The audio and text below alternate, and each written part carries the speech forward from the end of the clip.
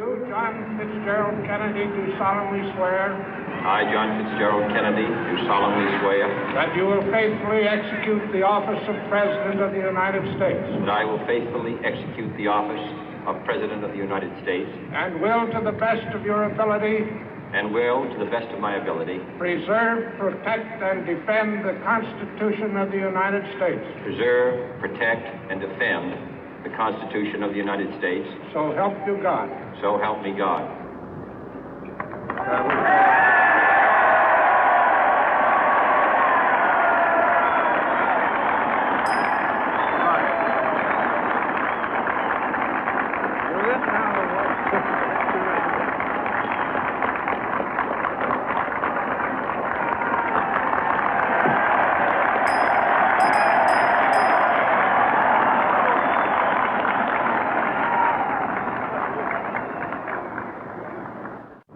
Vice President Johnson, Mr. Speaker, Mr. Chief Justice, President Eisenhower, Vice President Nixon, President Truman, Reverend clergy, fellow citizens.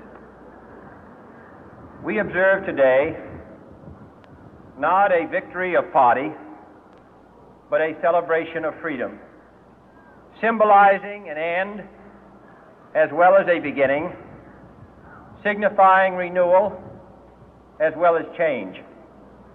For I have sworn before you and Almighty God the same solemn oath our forebears prescribed nearly a century and 3/4 ago. The world is very different now, for man holds in his mortal hands the power to abolish all forms of human poverty and all forms of human life. And yet the same revolutionary beliefs for which our forebears fought are still at issue around the globe. The belief that the rights of man come not from the generosity of the state, but from the hand of God. We dare not forget today that we are the heirs of that first revolution. Let the word go forth from this time and place to friend and foe alike that the torch has been passed to a new generation of Americans born in this century, tempered by war, disciplined by a hard and bitter peace, proud of our ancient heritage, and unwilling to witness or permit the slow undoing of those human rights to which this nation has always been committed and to which we are committed today at home and around the world.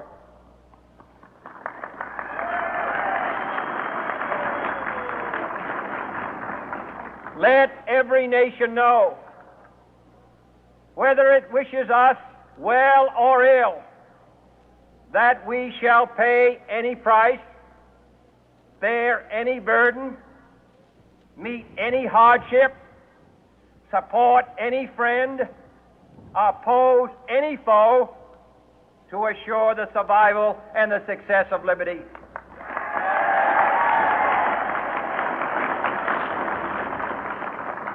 This much we pledge and more.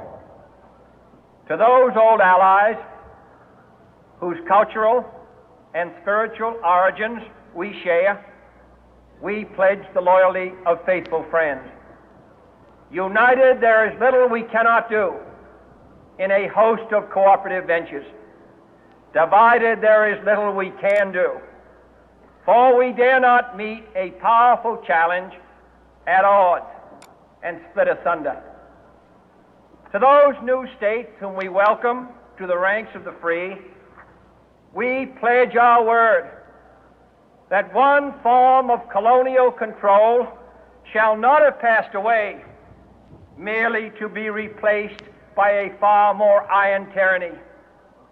We shall not always expect to find them supporting our view, but we shall always hope to find them strongly supporting their own freedom, and to remember that in the past, those who foolishly sought power by riding the back of the tiger ended up inside.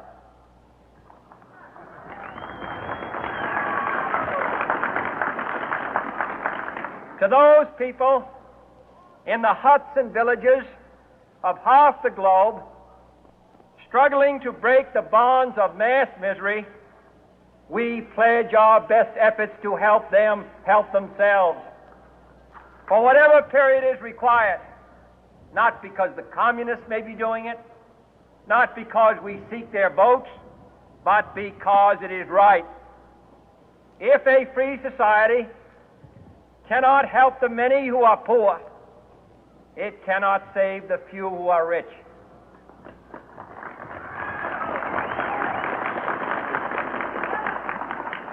To our sister republics south of our border, we offer a special pledge to convert our good words into good deeds, in a new alliance for progress, to assist free men and free governments in casting off the chains of poverty.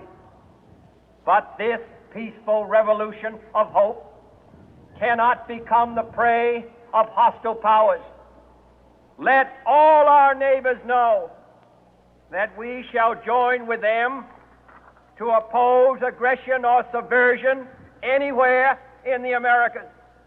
And let every other power know that this hemisphere intends to remain the master of its own house.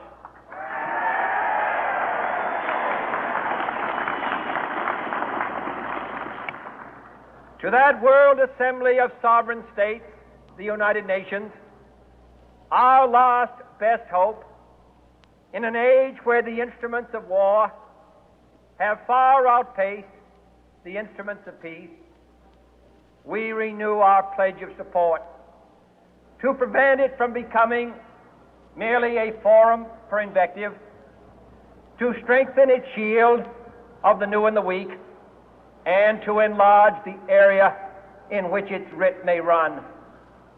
Finally, to those nations who would make themselves our adversary, we offer not a pledge, but a request that both sides begin anew the quest for peace. Before the dark powers of destruction, unleashed by science, engulf all humanity in planned or accidental self-destruction, we dare not tempt them with weakness, for only when our arms are sufficient beyond doubt can we be certain beyond doubt that they will never be employed. But neither can two great and powerful groups of nations take comfort from our present course, both sides overburdened by the cost of modern weapons, both rightly alarmed by the steady spread of the deadly atom, yet both racing to alter that uncertain balance of terror that stays the hand of mankind's final war.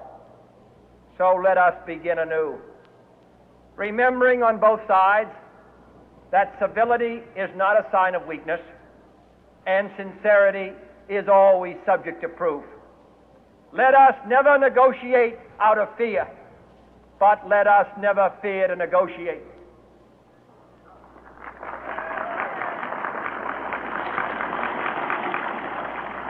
Let both sides explore what problems unite us, instead of belaboring those problems which divide us. Let both sides, for the first time, formulate serious and precise proposals for the inspection and control of arms, and bring the absolute power to destroy other nations under the absolute control of all nations.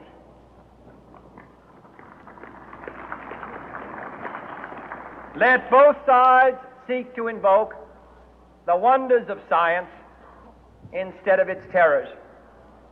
Together, let us explore the stars, conquer the deserts, eradicate disease, tap the ocean depths, and encourage the arts and commerce.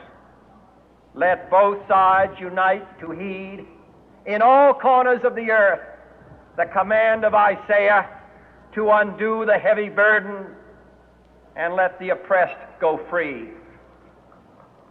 And if a beachhead of cooperation may push back the jungle of suspicion, let both sides join in creating a new endeavor, not a new balance of power, but a new world of law, where the strong are just and the weak secure and the peace preserved. All this will not be finished in the first 100 days, nor will it be finished in the first 1,000 days, nor in the life of this administration, nor even perhaps in our lifetime on this planet. But let us begin.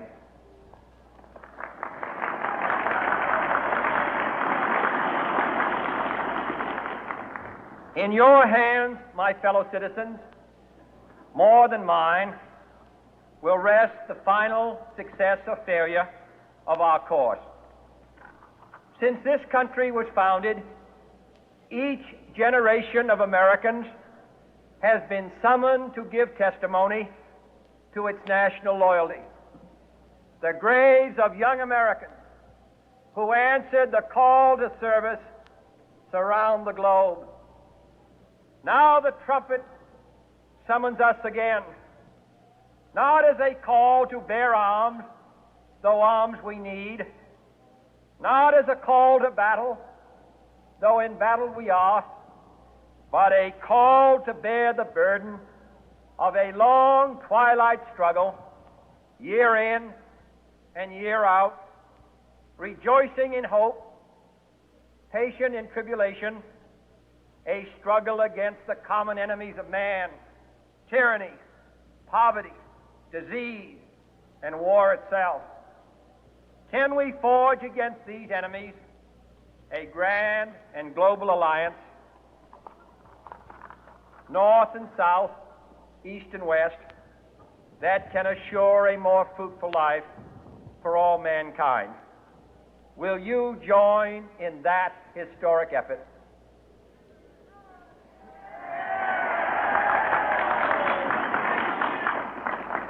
In the long history of the world, only a few generations have been granted the role of defending freedom in its hour of maximum danger.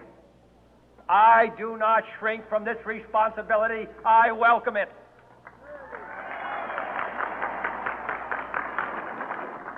I do not believe that any of us would exchange places with any other people or any other generation. The energy, the faith, the devotion which we bring to this endeavor will light our country and all who serve it. And the glow from that fire can truly light the world. And so, my fellow Americans, ask not what your country can do for you, ask what you can do for your country.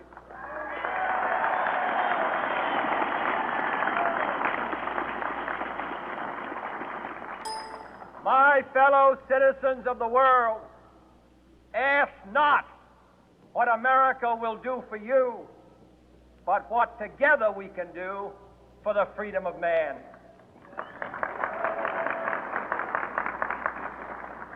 Finally, whether you are citizens of America or citizens of the world, ask of us here the same high standards of strength and sacrifice which we ask of you.